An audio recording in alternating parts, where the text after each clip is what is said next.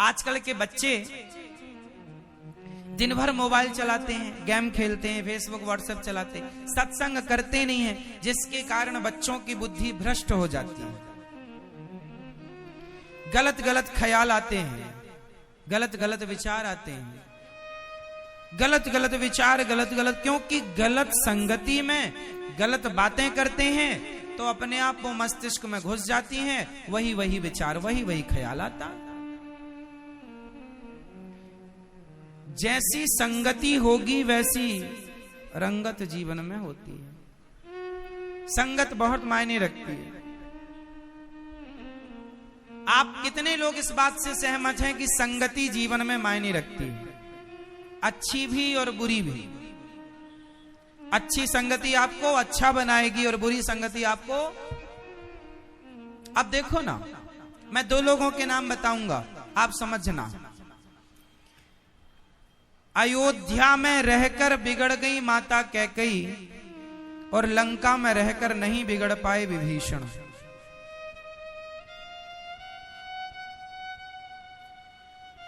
अयोध्या में रहकर बिगड़ गई कौन? माता कैकेयी, और लंका में रहकर नहीं बिगड़ पाए। बताओ क्यों? क्योंकि लंका में दुष्टों के बीच रहकर भी विभीषण जी ने अपने आप को कुसंग से बचाया। एक भी राक्षस की संगति नहीं करते विभीषण जी। लंका में रह करके भी वो आध्यात्म से, सत्संग से जुड़े हैं, गलत व्यक्ति से दोस्ती नहीं करते, गलत लोगों के साथ भी खान पान अपना शुद्ध किए हैं। और अयोध्या में रहकर भी माता कैकेयी ने मंथरा के कुसंग में उलझकर अपने आप को उन्होंने बिगाड़ लिया।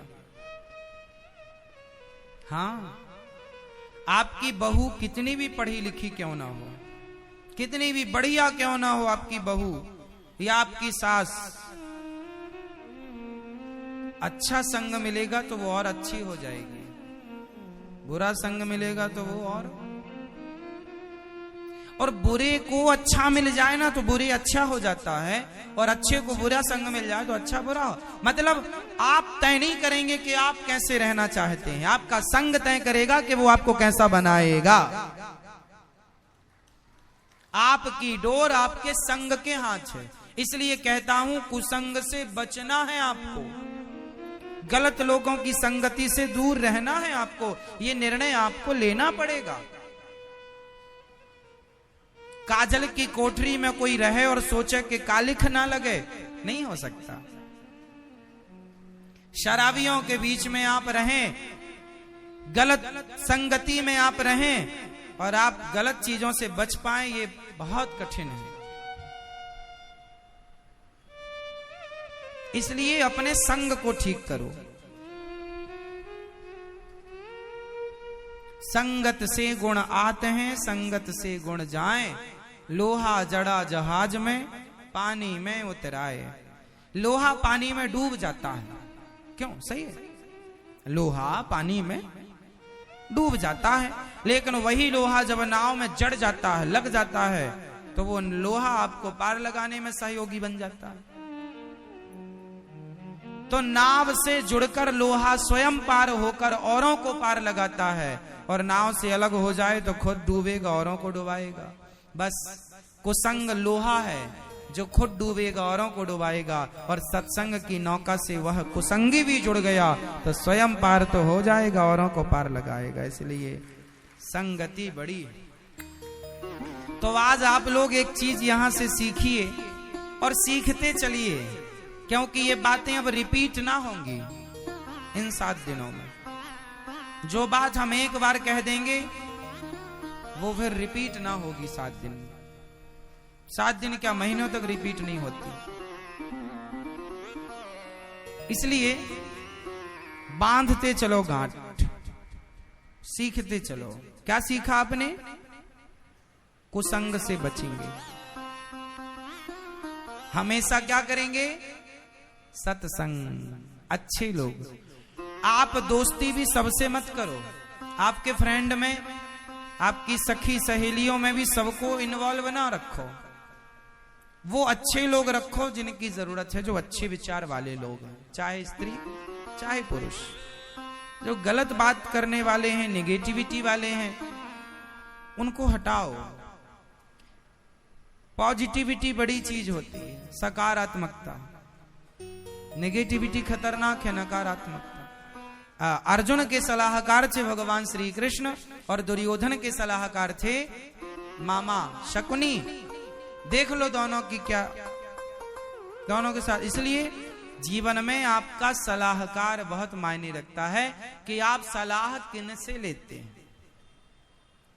इसलिए सलाह हमेशा अपने से श्रेष्ठ जनों से लेना चाहिए। सलाह हमेशा किससे लेना चाहिए? अपने से श्रेष्ठ। इसलिए हमारे भारत में गुरु परंपरा है, इसलिए गुरु जी बनाए जाते हैं कि जो हमसे श्रेष्ठ हैं हम उनसे सलाह लेंगे। दशरथ जी सलाह किनसे लेते थे? बोलो मेरी माँ। दशरथ जी के सलाहकार कौन थे? मैया सो गई। दशरथ जी के सलाहकार कौन थे? श्री वशिष्ठ जी। ठीक है ना? तो दशरथ जी सलाह वशिष्ठ जी से लेते थे। आप लोग सलाह किनसे लेते हैं? कैकई ने मंथरा से लिया। मंथरा दासी थी उनकी, और कैकई स्वयं रानी थी। एक रानी, एक महारानी सलाह किससे ले रही है? अपनी दासी से। तो दासी की भी क्या गलती, जो उसको समझ में आया उसने कह दिया।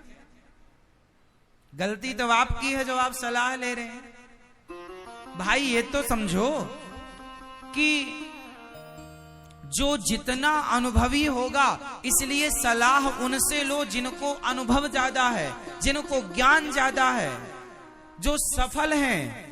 जो स्वयं सफल नहीं है वो आपको सफलता के सूत्र क्या देंगे? उनके पास सूत्र होते तो खुद ना सफल हो जाते। बातें तो फिर देखो दीवारों में अच्छी अच्छी लिखी रहती हैं, बातें तो सवेरे सवेरे तुम्हारे व्हाट्सएप फेसबुक में ही अच्छी अच्छी आ जाती हैं। क्यों जी? सही है। अच्छी बातें सुन लेना, अच्छी बातें पढ़ लेना ठीक है, अच्छा है, लेकिन ग्रहण क्या करते हैं आप?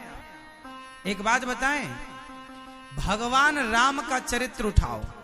भगवान राम ने कुछ कहा नहीं, भगवान राम ने कहकर कुछ नहीं बताया, करके सब कुछ बताया। समाज को कहकर बताने की चीजें प्रभाव नहीं डालती। आपको हम कहकर कोई चीज बताएं वो ज्यादा प्रभावी नहीं होगी, करके बताएंगे वो चीज ज्यादा प्रभावी होगी। इसलिए बातों में ना, बातों के चक्कर में ना पड़ो। बातें तो आपके पास भी ऑलरेडी भरी पड़ी हैं। आप भी आपको बिठा दूं मैं तो आप खुद खूब ज्ञान दे सकते हैं। आपके पास ज्ञान की कोई कमी नहीं। आप जितने लोग यहां बैठे हैं ना, सबके पास ज्ञान खूब है। आप लोगों के पास कोई कमी थोड़ी है ज्ञान की। लेकिन ज्ञान है, इससे काम नहीं होगा ना। ज्ञान बहुत है, इससे काम नहीं होगा। शराब को एक गुरुजी ने कहा चेले से, जा 5 किलो शराब लेके आ। चेला बोला गुरुजी शराब तो मैं पीता नहीं, और आप भी नहीं पीते, शराब काहे बुला रहे हो? अरे गुरुजी बोले लेके आ। गुरुजी बोले ला 5 किलो शराब। 5 किलो ले आया। अब गुरुजी ने कहा तू इसे पी। अरे गुरुजी मैं शराब नहीं पीता। गुरुजी ने कहा पीना नहीं है, मुंह में रख के कुल्ला करना, थूक देना। अब चेला है, गुरुजी की बात माना। गुरुजी ने कहा तो वो शराब मुंह पे रखा, थूक दिया, मुंह में रखा, थूक दिया। अच्छा वो चेला पहले बहुत शराब पीता था, पर गुरुजी की शरण में आ गया तो छोड़ दिया। अब की बार गुरुजी ने कहा तेरे को शराब मुंह में रख के और थूक देना है। 5 किलो शराब उसने मुंह पे डाली और कुल्ला कर दिया। थूक दिया। गुरुजी ने बोला क्यों, नशा लगा? आप बताओ, जो मुंह में शराब रख के और कुल्ला कर दे, थूक दे, उसे शराब का नशा लगेगा? बोलो, लगेगा? लगेगा? नहीं लगेगा, क्योंकि नशा लगने के लिए गले के नीचे तो उतरनी चाहिए। अब गले के नीचे उतरी नहीं। उसी तरह गुरुजी ने कहा, बेटा जैसे शराब को जब तक तुमने अंदर नहीं उतारा तब तक वो अपना प्रभाव नहीं दिखाई, उसी तरह ज्ञान तो तुम्हारे पास बहुत है, पर कुल्ला करने के लिए है तुम्हारा ज्ञान। तुम्हारे पास ज्ञान है, तुमने दूसरों को बताया, उसने दूसरों को बताया, ये कुल्ला गाला ज्ञान हो गया कि आपके पास ज्ञान तो है पर आपने औरों को बताया, लेकिन उस ज्ञान को आपने कभी अपने अंदर उतारा नहीं। तो जब तक उतारा नहीं तब तक वो ज्ञान किसी काम का नहीं है, केवल बताने से क्या होगा। एक छोटा सा एग्जाम्पल में देकर कुल्ला वाला ज्ञान समझाता हूं। ज्ञान एक कुल्ला वाला ज्ञान, जैसे फेसबुक व्हाट्सएप का ना, ये कुल्ला वाला ज्ञान है। अब कुल्ला वाला ज्ञान क्या है सुनो। अब जैसे पड़ोस में किसी के घर कोई मर गया तो फिर आप लोग जाते हैं, बड़े ज्ञान लेके जाते हैं आप लोग। अरे क्यों रो रहे हो,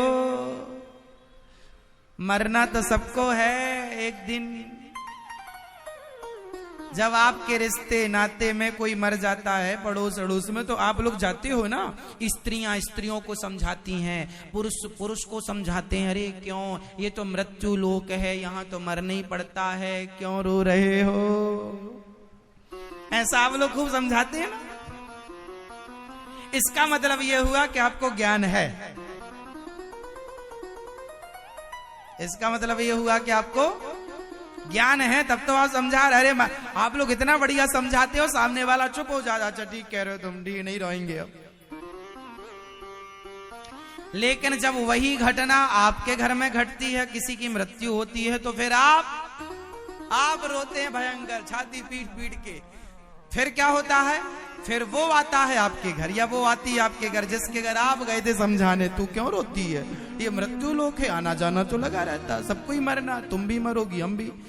तो आप गए उसको समझाने, फिर वो आई आपको समझाने, ना वो समझी ना आप समझे, जबकि समझाए दोनों। ये है कुल्ला वाला ज्ञान। शराब मुंह में रखी, थूक दिया, इसलिए नशा नहीं लगा। ज्ञान है आपके पास, लेकिन केवल बताने के लिए, रट्टू तोता जिसको कहते हैं,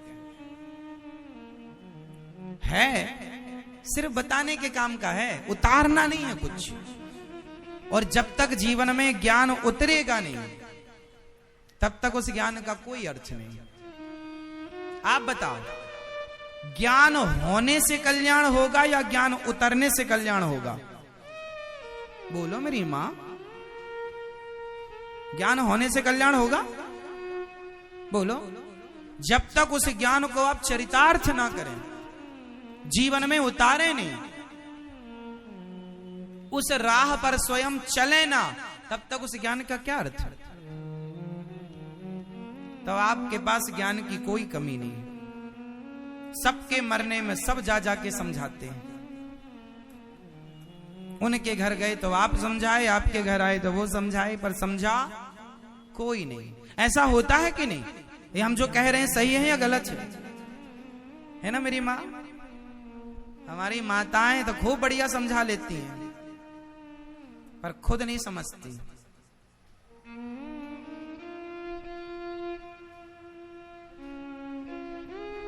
इसलिए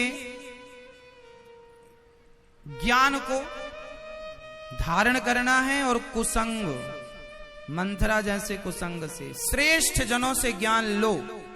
संगति श्रेय, कहां बैठेंगे आप? देखो, आपका बैठना उठना भी मायने रखता है। यदि मैं शराबियों के बीच में बैठने लग जाऊं तो मैं भले शराब ना पीऊं, और आपने मुझे शराबियों के बीच में देख लिया उठते बैठते, तो आप क्या मानेंगे? पीते होंगे। आप भले नहीं पीते, आप भले गंगा की तरह हैं, लेकिन आपका उठना बैठना भी मायने रखता है। हाँ या ना? तो उठना बैठना भी मायने आप किनके संग उठते बैठते हैं मायने रखता है जीवन में। हाँ या ना? एक बात बताए मेरी माँ, मक्खी का उठना बैठना भी मायने रखता है। मक्खी, यदि मक्खी सोने की तराजू में जाकर बैठ गई, सोने की तराजू होती ना, छोटी सी तराजू सोना तौलने वाली, यदि बड़ी सी मक्खी जाकर के एक तरफ बैठ गई तो बताओ 1000-2000 का कर देगी काम के नहीं? एक मक्खी 1 ग्राम की भी निकली तो आज के समय पर कितने की हो गई? क्या चल रहा है तोला? 55, 50? अच्छा, अभी कुछ लेके आई हो मैया? चलो अच्छा है। तो अभी सोने की कीमत लगभग 50-55 हजार ये मैया बता रही है, कुछ खरीदी लगता रानी वानी हार। अब आप सोचो कि 55,000 रुपए का सोना 10 ग्राम 55,000 का है, तोला मतलब 10 ग्राम। तो अब एक मक्खी यदि सोनार की तराजू में किसी भी तरफ बैठ गई तो बताओ 1 ग्राम मक्खी कितने की हो गई? फिर हो गई कीमती। अब देख लो कि मक्खी यदि जाकर सोने की तराजू में बैठ गई तो उसकी भी कीमत हजारों की हो गई, और वही मक्खी यदि टमाटर और भटे के, टमाटर और आलू के, बैगन के यदि तराजू में जाकर बैठे सब्जी वाले के, तो उस मक्खी की कोई कीमत, मक्खी मक्खी है। बोलो हाँ। यदि मक्खी सब्जी वाले की दुकान में जाकर तराजू में बैठ जाए तो उसकी कोई कीमत नहीं, पर यदि सुनार की तराजू में बैठ गई तो वो भी हजारों की हो गई कि नहीं? तो आपकी कीमत इससे भी बढ़ती है कि आप कहां उठते बैठते हैं, किनके साथ उठते बैठते हैं। सुनार के संग उठेंगे बैठेंगे तो मक्खी भी कीमत बढ़ा लेती है। कुल मिलाकर अच्छी संगत से जुड़ेंगे तो आपकी कीमत और बढ़ेगी, और कुसंग से जुड़ेंगे तो आपकी कीमत और। इसलिए संगति मायने रखती। तो आज से कितने लोग अपनी संगति ठीक करेंगे, अपने दोस्तों को ठीक करेंगे, सारे गलत फ्रेंडों को, गलत लोगों को ब्लॉक करो। प्लीज़ दोस्तों, वीडियो देखने में अच्छा लगा होगा तो शेयर कर दीजिएगा और लाइक करना नहीं भूलिएगा दोस्तों।